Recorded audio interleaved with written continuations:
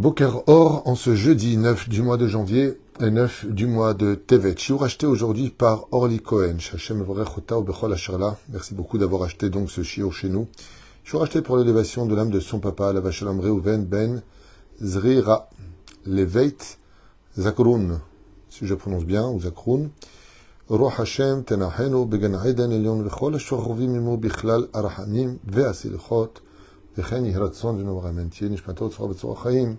Et que nous ayons, Bezrat Hashem, que de bonnes nouvelles, de Kolam Israël, et que chaque mot de Torah que nous allons étudier d'un shiur très important, Bezrat Hashem Barach, qui nous concerne tellement tous et surtout de nos jours, pour l'évasion des Reuven Ben Zrira Levet Zakroun. Pensez bien sûr pour tous nos otages, toutes les personnes blessées, toutes les personnes malades, Refashlemach, la Mamera, Oubriou, Tetanarichut Yamim, que de bonnes nouvelles pour vous tous, qu'il y ait que du bonheur dans toutes les demeures d'Israël. Un sujet sur la réincarnation, en parenthèse, dans un cours qui va nous rappeler quelque chose d'assez flagrant.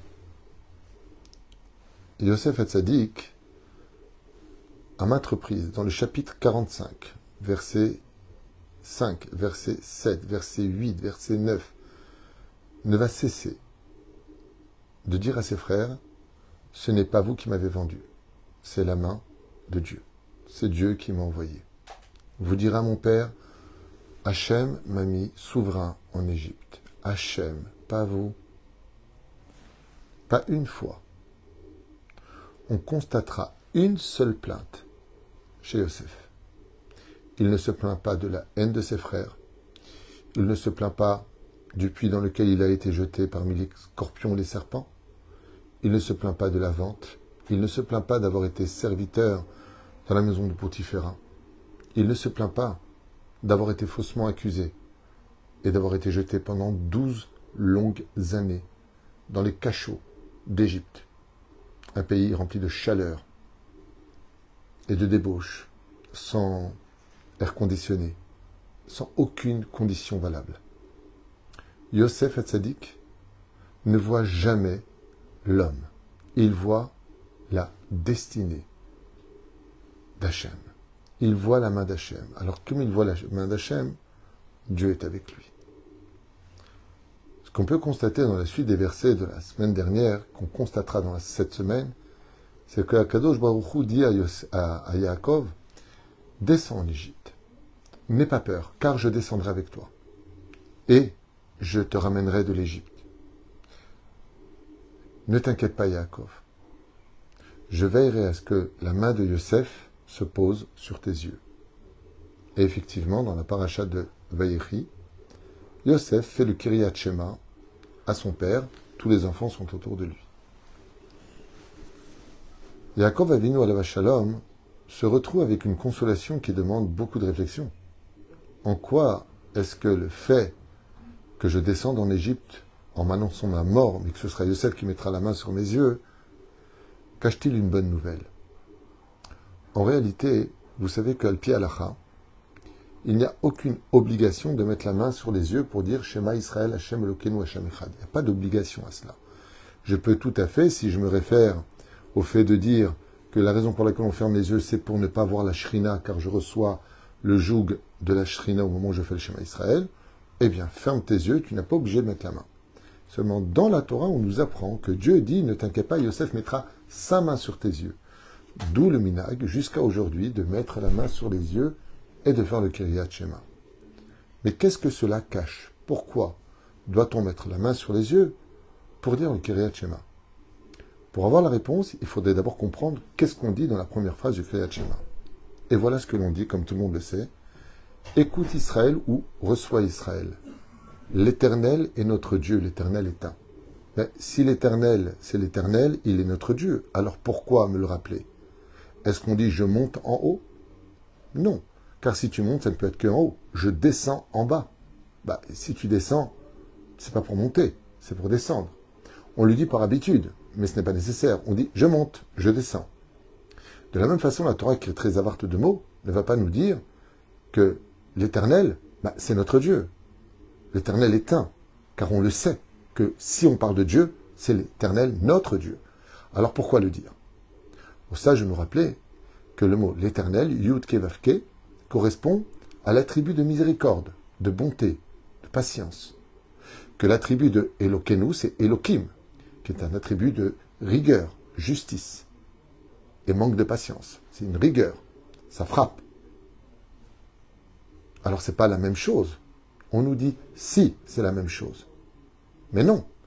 Un attribut de bonté, ce n'est pas un attribut de rigueur. Ce sont deux opposés. Il dit ça c'est dans le ciel, mais quand ça arrive sur toi, eh bien si tu ne fermes pas tes yeux, si tu ne mets pas ta main devant les yeux, pour ne plus savoir qui est venu s'adresser à toi dans l'épreuve, est-ce qu'une épreuve est pour ton bien ou est-ce que tu fais un tikkun, tu payes des choses. Comme tu n'es pas apte à le comprendre, à le savoir, alors mets ta main devant les yeux. En d'autres termes, ferme tes yeux, mets bien la main pour ne pas voir quel attribut divin est en train de s'adresser à toi. Car sinon, tu risquerais, malheureusement, de tomber dans la pire chose que Dieu déteste le plus au monde, ce sont les gens qui se plaignent, alors que tout est pour le bien. Et c'est ça le message que Dieu transmet à Yaakov. Yaakov, ne t'inquiète pas. Yosef, qui lui a parfaitement réussi son épreuve, et ne s'est pas plaint une seule fois, mettra sa main sur ses yeux. Et c'est pour cela que la Torah nous annonce tout ce que faisait Yosef, Dieu lui donnait des réussites dans sa main. Pourquoi dans sa main? Kol asher aya ose Yosef, Hashem atzler beyado, dans sa main. Pourquoi? Parce que Yosef Hatzadik, chaque fois qu'une épreuve venait le frapper, l'accuser, alors qu'il n'a rien fait, il faisait Shema Israël. Il mettait sa main devant les yeux et il dit, je ne veux pas voir. C'est Midat HaChesed, c'est pas Midat HaChesed, c'est Midat Hadin. Je ne veux pas rentrer là-dedans. Ce que je sais, c'est que Dieu est derrière. Et comme Dieu m'aime, et comme Dieu ne veut que mon bonheur, je n'ai pas à me plaindre. Si c'est arrivé, c'est parce qu'il fallait que ça arrive. Ça me rappelle l'histoire d'un ami qui avait un grain de beauté.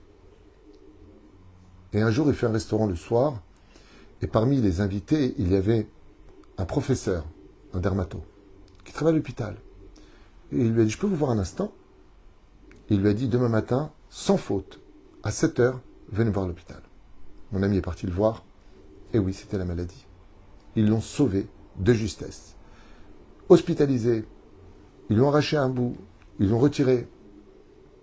C'est pas sympa d'avoir un trou au niveau de la joue. Ils lui ont sauvé la vie. Est-ce qu'il lui a dit merci? Ou est-ce qu'il lui a dit pour qui tu te prends, pourquoi tu me fais du mal, je te connais à peine? Il savait que c'était un médecin. Quand on sait que Dieu nous aime comme un père et qu'il nous soigne comme le meilleur des médecins, alors pourquoi tu te plains? C'est le niveau de Yosef Hatzadik qui représente la base du judaïsme. Yesod.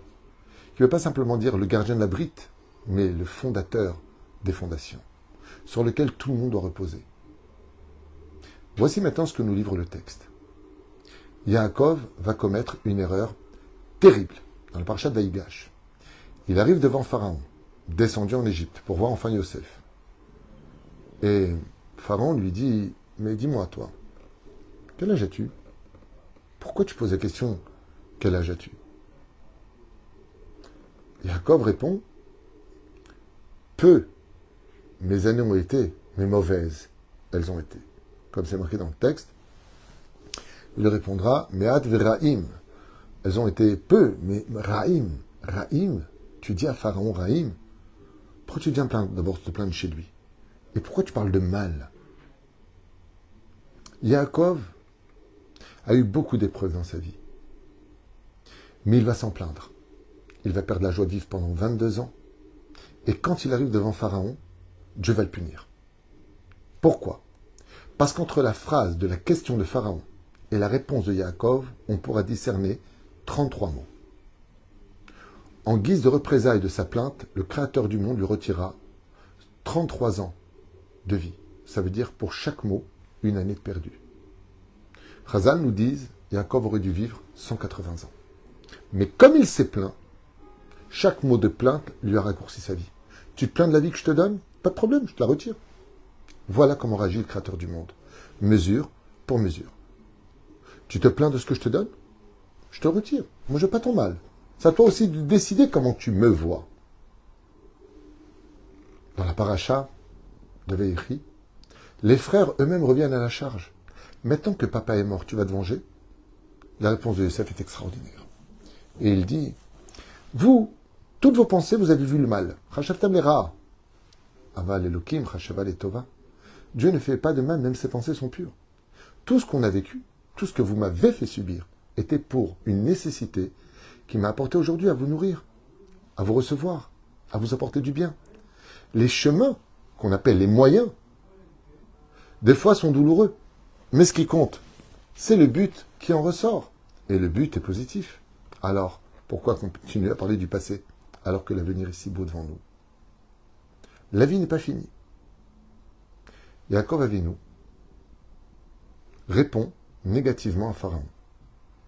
Nos sages de mort bénite posent une question extraordinaire, celle qu'on a posée tout à l'heure. Si tu dis que les 33 mots comprennent la phrase de Pharaon et la réponse de Yaakov, ça ne va pas. Que tu punisses Yaakov, mesure pour la réponse qu'il a donnée, alors ça ne fait pas 33 mots. Chazal nous dit si. Parce que si Pharaon lui a posé la question, dis-moi, quel âge as-tu?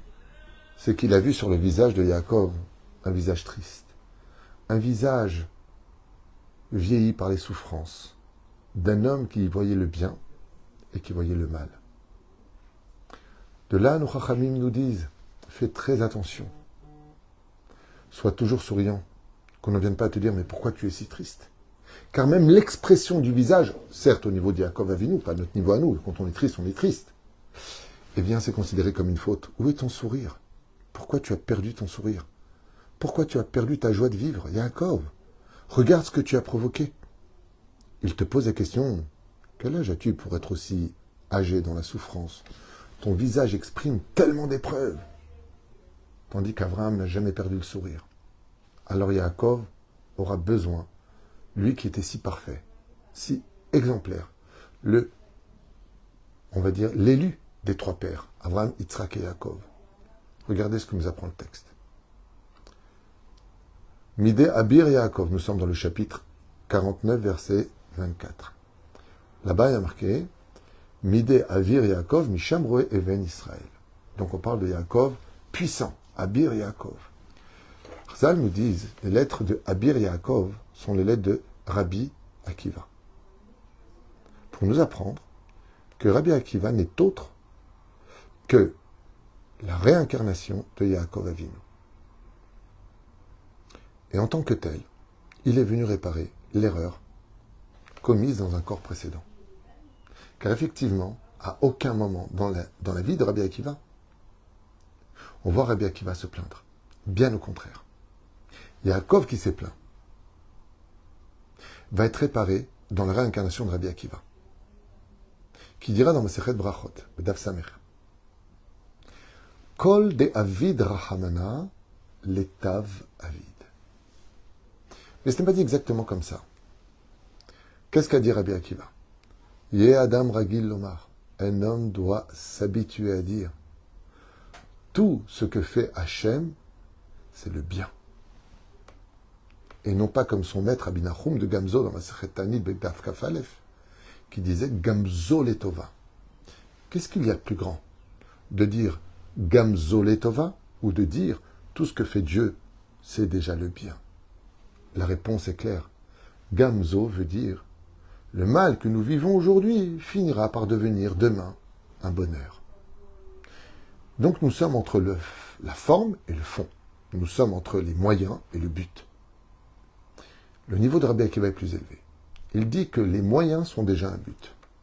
C'est-à-dire que le mal que nous vivons, il est déjà lui-même bien. Je n'attends pas un meilleur lendemain, quelque part, car c'est déjà le bien.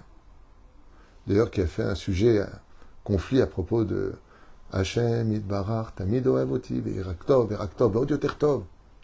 Alors qu'ils disent, oui, mais ça contredit ce qu'a dit Rabbi Akiva, pas du tout. Il n'y a aucun problème de chanter chanson, je vous l'affirme, que Dieu nous donne du bonheur et qu'on le ressente. Encore une fois, ce n'est pas le sujet.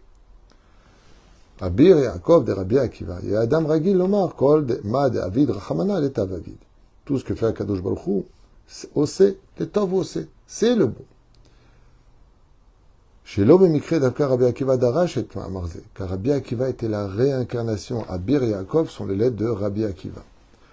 Et donc le Harizal explique dans le Sefer de Shara Gilgulim, à la page 25, après que Rabbi Akiva était une étincelle de Yaakov Avinu, que Shem Yaakov Avinu aya roé tzon, on peut constater aussi que tout comme Yaakov était berger, eh bien Rabbi Akiva aussi était berger. Hamiv.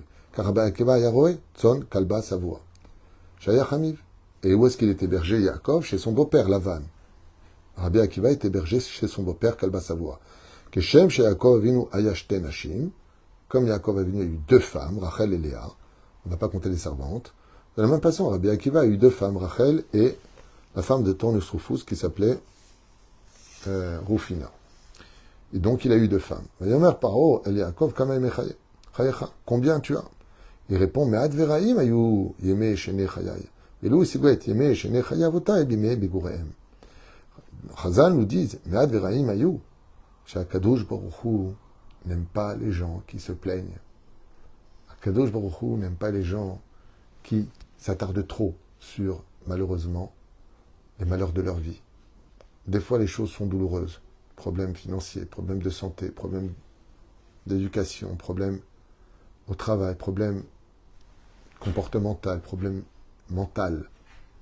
La liste est très longue. Problèmes d'insécurité, problèmes de perte de personnes proches de nous qu'on aime. Regardez bien ce que nous apprend la Torah. Si tu perds quelqu'un, 3 jours tu pleures, 7 jours de deuil, 1 mois pour pas aller chez le coiffeur, 11 mois et 12 mois. Si tu es malade, va chez le médecin. Si tu manques d'argent, trouve des solutions. Fais ton birkat Amazon. Prie le ciel. Trouve un travail. Ne te laisse pas aller. C'est Dieu qui donne la parnassa. Fais ce qu'il faut. Mais ne t'attarde jamais au problème comme étant le centre de ta vie. Comme va malheureusement commettre l'erreur Yaakov Avinu, qui se plaindra à Pharaon, comme si que Pharaon lui aurait trouvé une solution. Bien sûr que des choses très profondes et cachées se cachent derrière tout cela. Mais on voit que Yaakov Avinu, Abir Yaakov, ce géant de la Torah, a dû se réincarner uniquement pour réparer la phrase Kol ma David Rachamana l'État David. Ce que fait Dieu, c'est pas ça sortira du bien, c'est déjà le bien. On pourra constater que les 80% des Juifs, des Hébreux de cette époque, qui ne sont pas sortis du pays d'Égypte, sont morts en Égypte. Pourquoi? Parce qu'ils se plaignaient à l'avance des conditions dans lesquelles ils allaient sortir du pays d'Égypte pour aller en Israël. Un pays où vivaient 7 peuplades. Ils s'en sont plaints. Ils sont morts dans leur plainte. Les 20% restants, pourquoi sont-ils morts dans le désert? Si vous observez bien du début à la fin du livre, ils ne cessent de se plaindre, au point où Moshe demandera la mort à propos de la viande, des cailles, et jusqu'au moment où Dieu dira, mais jusqu'à quand vous allez vous plaindre? Ça suffit. Voici déjà la 10e plainte. En réalité, c'est un exploit en tant que 3 millions d'habitants dans le désert, aussi aride, c'est déjà un événement très difficile. Mais ce qu'il faut retenir, c'est que tu as le droit de te plaindre, mais à une condition, que tu retrouves le sourire. Des fois, il y a des gens, ils ont besoin de parler de leur malheur, mais c'est pour les consoler. Le but de chacun de nous est de remonter le moral. Mais ne t'afflige jamais trop longtemps sur un problème. Et ne viens pas trop te plaindre du problème, parce que cela voudrait dire que toi, tu as les yeux grands ouverts à définir si l'attribut divin qui est devant toi, c'est la justice, c'est la bonté, c'est tes promesses, c'est une punition. Oh, Shema Israël, mets ta main devant les yeux et fais confiance. Parce que quand on est capable de fermer les yeux en tenant la main de celui qui nous aime, c'est qu'on sait qu'il ne nous emmène pas pour trébucher, mais pour nous emmener à la bonne adresse. Celle qui nous réparera pour un monde d'éternité. La vie n'est pas simple, la vie n'est pas facile. Mais est-ce que te plaindre va arranger les choses? Non. Mais par contre, si tu veux mettre un terme à ta souffrance, comme l'enseigne le Baal Shem Tov, tout celui qui reçoit une épreuve, ainsi que le Zohar HaKadosh, par amour, et ne s'en plaint pas, commence déjà, de par sa réaction, à mettre un terme à toutes ses souffrances. HaKadosh Baruch Hu nous aime, qu'on arrête, nous, de le juger, de le définir, de dire, oui, alors ça c'est un tikkun, ça c'est shafik, ça c'est parce que j'ai fait ça, ça c'est parce que, metam Hashem Israël, Hashem Elokeinu, Hashem Echad. Mazé Hashem Echad. Si tu as midat achesed et midat adin, alors c'est pas Echad, c'est-à-dire que ce sont 2 attributs. Il dit non, Hashem Echad. Et pourquoi tu dis pas Elokim Echad? parce que Dieu n'est jamais dur avec nous. Seulement, il emploiera toujours le chemin qu'il faudra. Un, pour nous réparer. Deux, qui correspondra à notre réparation dans cette réincarnation. Des fois avec la douceur, des fois avec la dureté, mais tout ça que pour le bonheur. Hachem Echad. Kol Tuv et Litraot.